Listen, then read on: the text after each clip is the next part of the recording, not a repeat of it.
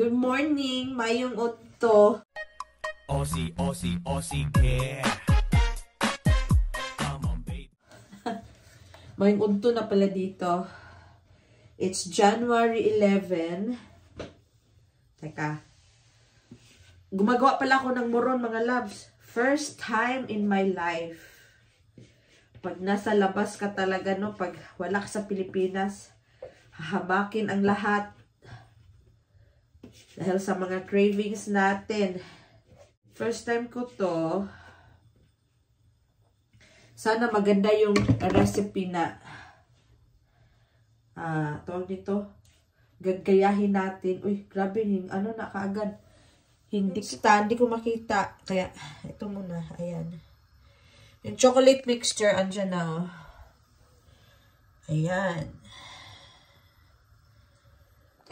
So, sa lahat ng mga nanood namin, nakapag-vlog tayo first time in 2024. Kumusta na ba kami? Medyo, pasensya na kayo, meron akong medyo snotty nose. Palagi ako umuubo-ubo, pero hindi ako makainom ng gamot dahil sa buntis tayo. Hinaan ko yung apoy. Nagdikit kahit non-stick. Well, kumusta na ba kami? Ganun pa din mga loves. Lumalaki na yung aking tiyan. I'm on my 36 weeks next week, Martes. So, abangan nyo yan. Mag-vlog ako. Kasi pupunta kami sa hospital yan. And titignan kung ano yung advice ng doktor sa OB-GYN ko in regards sa pagpapanganak. So, update ko lang kayo. Yung high blood natin is under control, which is 3 times a day ako umiinom ng gamot, which is metal-dopa. So, talagang under control siya. Hindi ka dapat mag-worry kasi as long as you see your mga OB, okay naman siya. May control ako every 2 weeks. Yung aking weight, yung aking tiyan, everything actually. Meron siyang control. So, hindi siya talagang worried. Hindi ka mag-worry. So, malapit na to. Ay, malapit. Tagal pa. Yan. And then, yung ating namang diabetes is under control every 2 weeks. Nagsisend ako ng duck curve, yung parang sa hindi ka pa kumain, tapos nung kumain ka, ano na yung sugar level mo, but it's okay. Pero alam mo, pag madami kang kinakain, pag hindi ka nag-diet, talagang sky high yung yung diabetes, yung number. So, yun lang. Yung about sa aking health. And baby-wise, okay naman. The water daw sa tiyan ko is normal. Medyo malaki si baby, but it's okay. Malaki daw yung tiyan ko. Tingnan nyo. Diba? Super laki na pag ganun. Kasi maliit daw ako. Kaya yung tiyan pag ganun. Kasi tinanong ko yung yung mga midwife. Sabi ko, malaki daw sobra yung tiyan ko. Sabi niya, no. Kasi short ka, maliit ka compared sa other people. Yun sabi. So, but it's okay. Si Sofia naman, feel na niya yung pagiging ate. Talaga ngayon, sinasanay ko na siya tawagin na ate. Kasi nasasabi siya, good morning baby. So, nagre-reply din ako, good morning ate. Which is gustong-gusto niya. Ating-ate na. So, hinahanda ko na siya sa mga possible na mga mangyayari. Like, sabi ko, pag umiiyak si baby, ako ang pupunta, tapos ikaw maghuhugas ng plato. Binabaliktad ko. Sabi niya, no, mama. I go to baby, then you wash the dishes. Ganun siya. Siya daw ang titingin sa kapatid niya. Is this, malapit na talaga to mga loves. O, tingnan nyo.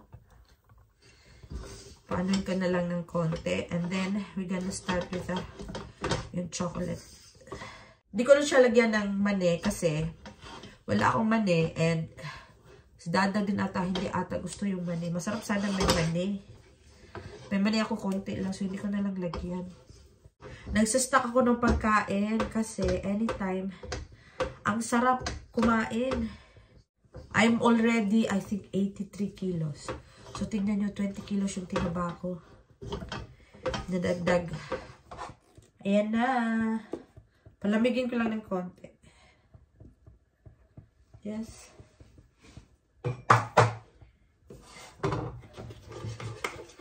And then, you start on the chocolate.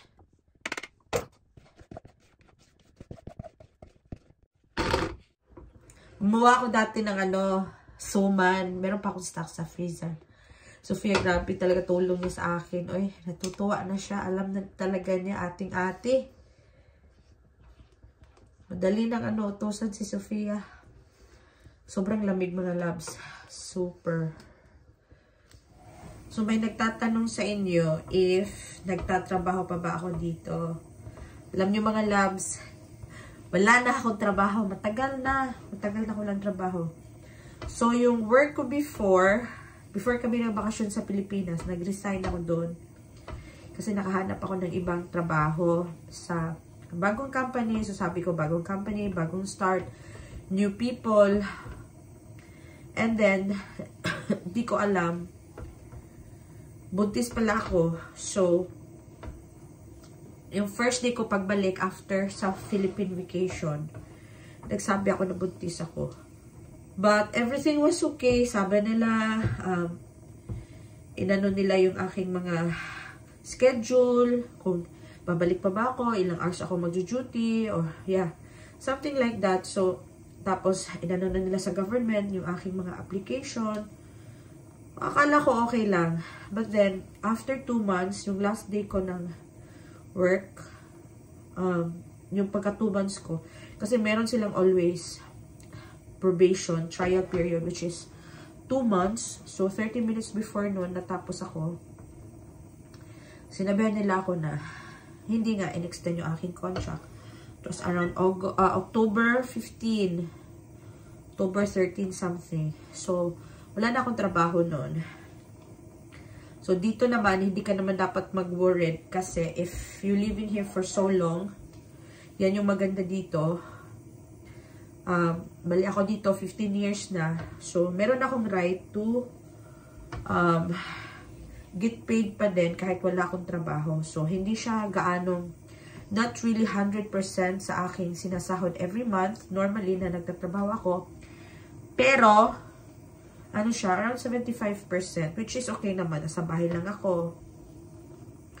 Which is, at first, I was so angry. Nagalit ako kasi, imaginin mo. But I think the reason was, dahil buntis ako, hindi nila ako in-extend. Kasi magbabayad sila sa akin for at least 4 months.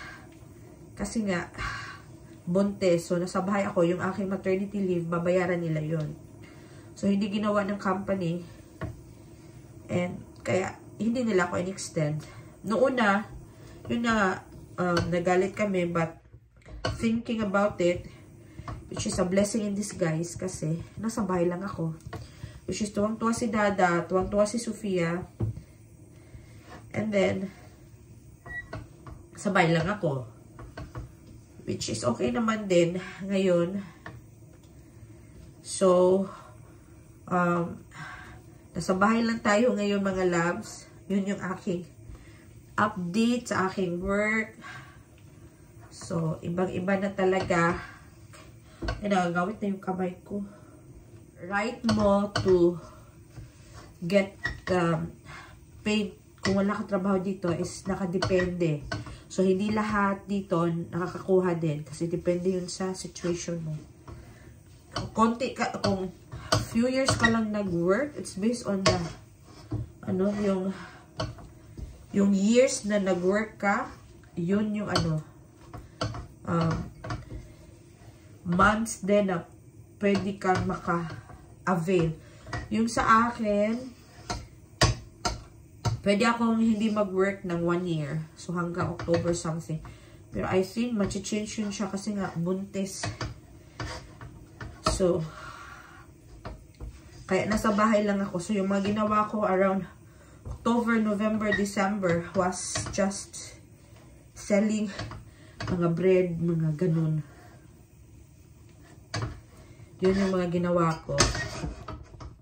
Kasi wala akong magawa sa bahay. Nasa bahay lang lagi. Si Sofia nasa school. So, ngayon, wala na masyadong order kasi sabi ko, rest na. Ready na tayo sa ating panganak. I don't know if other countries also is the same like that, like Germany or mga other Euro countries. But here, may ganun siya. So, hindi naman siya talagang kawalan kung wala kang trabaho. But then, meron kang gagawin na activities, like mag-a-apply ka. Ang dami nga tumawag sa akin eh, kasi yung mga in-applyan ko. Tumawag din sa akin. Kailan ako mag-start, sabi ko, I love to work, pero buntis ako ngayon. So, sabi na, So, sabi ko, pag after na lang, mga nupture ba chuchu, diba? So, it's done. Tapos na to. Ayan o. Ayan. Hindi pala madali ang mag-wrap nito. Hindi pa. First time ko kasi mga loves sa, medyo basa yung aking mixture, kaya, dumidikit siya, tingnan nyo, ang dumi ng kamay ko. Naglagay na ako ng oil. Dapat talaga, kala ko okay na yun. Dapat yung dough is super, super dry. Yan yun, nahirapan akong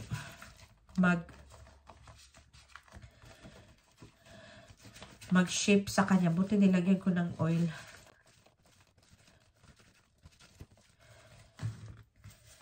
Mahirap mag-shape. Dapat, dumidikit sa kamay ko.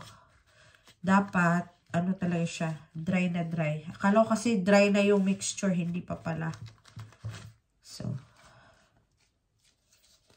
mamaya ko na to anuhin. Ay, musupilit naman ito, lagyan natin ng konti. Mamaya, anuhin natin. Tawag nito. Ganitohin ba? Like a candy. Ayan, meron ako isang nagawa. Malapit na alas 2. Kukunin ko pa si Sofia. Dumidikit siya. Kailangan itong ibalik sa kalan. Pero wala na akong time. Luto naman siya mga loves. Kaso lang, mahirap siyang sa mga expert dyan. Mahirap siyang i-roll. Kasi, dumidikit nga. Medyo basa pa siya. Pero asarap. Masarap siya. Masarap. Kakain ako nito mamaya. Yan. Gumagalaw si baby. Yung tiyan ko. O, yun. Kagawa ako ng 21 pieces mga loves. Yan o. Gandara. Hindi ko pa natapos taliin kasi alas 2 na. Kunin ko si Sofia. Tignan nyo yung aking winter jacket. Hindi na talaga masara. Pero hindi kasi ako bumili ngayon kasi the last time kay Sofia, bumili ako lahat. Di man nagamit, oy.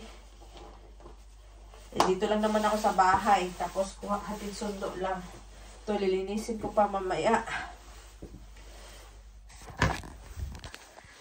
Kunin natin si Burikyat. Ay, dumating na din pala yung in-order ko na Nintendo Switch na Just Dance para magsayaw-sayaw si Sofia kasi yung lang namin is Sport and Paw Patrol. Medyo di siya masyadong active ba. So, gusto kong maging siya sa pagsasayaw kasi yung daddy niya, yung lolo niya, ba yan? Yung lolo niya, gusto talagang ipa-develop yung dancing skills ba ni Sofia. Medyo, pa yung dancing skills niya. Hindi masyadong okay. Parang okay-okay lang, galaw-galaw lang. So, susi. Oh, dati susi. Hindi tayo makapasok. Mamaya pa si Bana. Si Dada. Ito, dadalhin ko to kasi ilalagay ko to kay Sofia mamaya. Paglabas niya. Wow.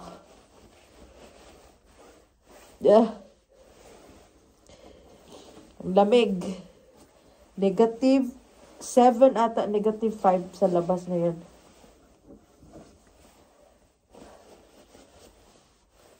May sun sa labas pero super lamig yan mga loves. Simod na ko oh. Wala lipstick. So, see you mamaya. Super lamig mga loves oh. Kita niyo ba yan oh? Parang smoke. Pero sa umaga mas ano huwag may nag-ice ng auto na to. Yan oh yung auto. Nag-ice. Hindi to ginamit ng ilang araw.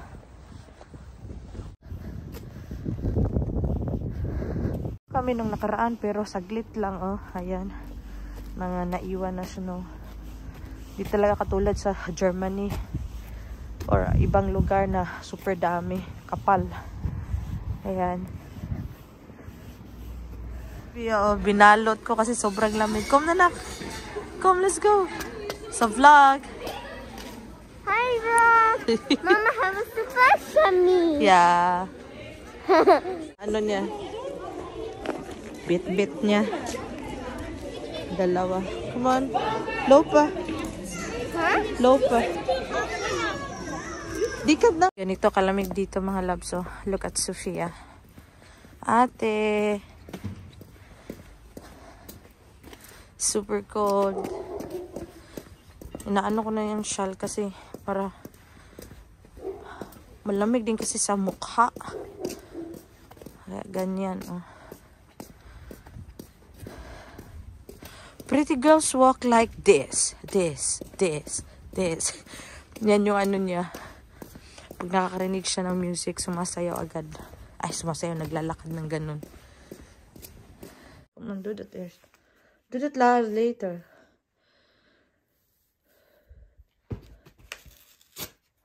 Pause it. Because the sound. Pause.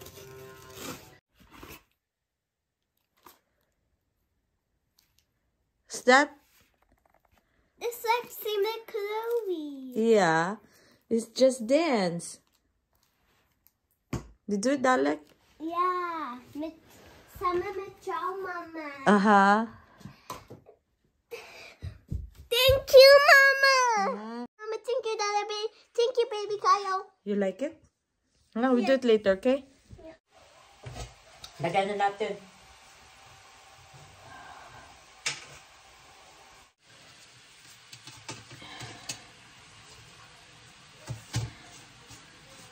Sobrang liit. Pero okay lang yun. Next time, alam ko na.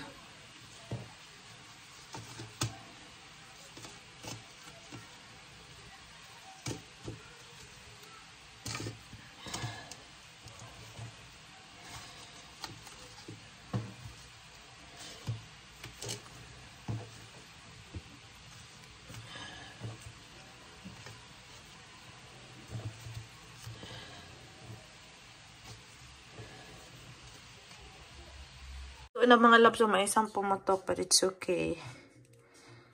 Ayan.